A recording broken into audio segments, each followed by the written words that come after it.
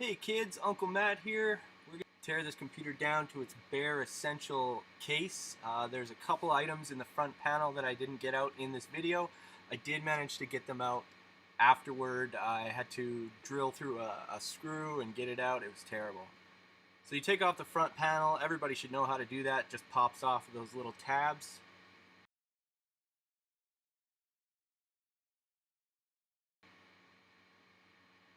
Take out the 4 power supply screws.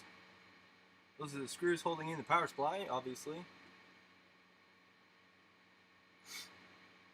Something weird about this power supply. It's open and it shouldn't be. I don't know what's going on there. But when I take it out, you'll see it's really weird. I don't know what's going on with it or who made it or cobbled it together, but you'll see. Taking off retaining plate to the PCI cards and also the graphics card. It just pops off. Take out the graphics card. Actually a pretty nice graphics card in that computer. HDMI out and all that jazz, so I'm going to keep that for parts. Pulling out 1 and 2 power supply connectors that go directly to the motherboard. Pulling out the power supply to the hard drive as well as the SATA connection.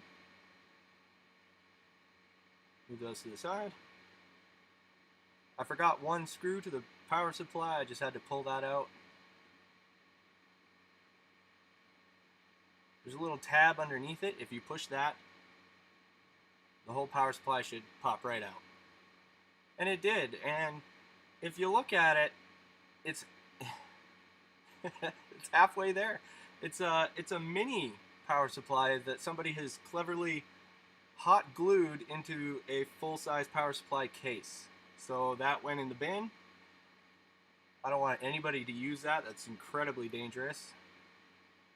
Moving the SATA connection from the CD drive. Just move this little lever and that pops right out. It's actually a light scribe drive. You don't see those anymore.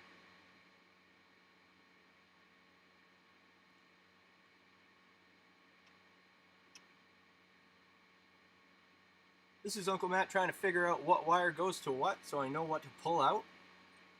And that top part I didn't get out in the video, but I had to drill out a screw to get it out, and I did manage to get it out. As well as there's a drive media bay there. It's just an empty bay, so it doesn't really count. These are just header connections. They're for the power button and all the LEDs that you see on the front of the case. I actually managed to pull those out of the case as well. That's 1, 2, 3 USB connectors, USB 2.0 and 1394 FireWire connection. And taking out the case fan. Whoever put this case fan in used wood screws to put it in, so they were extra hard to get out of there. But I managed to get them out. Now I'm just pulling out all the motherboard screws. That's the screws that hold it to the motherboard. A lot of times the motherboard will have little standoffs underneath it that these screw into. This one I don't think has standoffs. They're actually welded right onto the back plate. So I can't take any standoffs out of here, but that's okay. And there it is. That's a dual core CPU on there. And 4 gigs of RAM. Perfectly good motherboard for another project. And I'm going to take the hard drive case out. There's a whole mechanism in there that holds the hard drive in, pops out of the bottom, and then you can access the hard drive screws a heck of a lot easier. Generally these are held in with 4 screws. This person only put in 2. 500 gig hard drive, and I don't keep that. I thought that was it, and then I remembered, oh wait a minute, there's an I/O shield in there. Usually you can pop it out with a finger or the back of a screwdriver. And there it is. Done.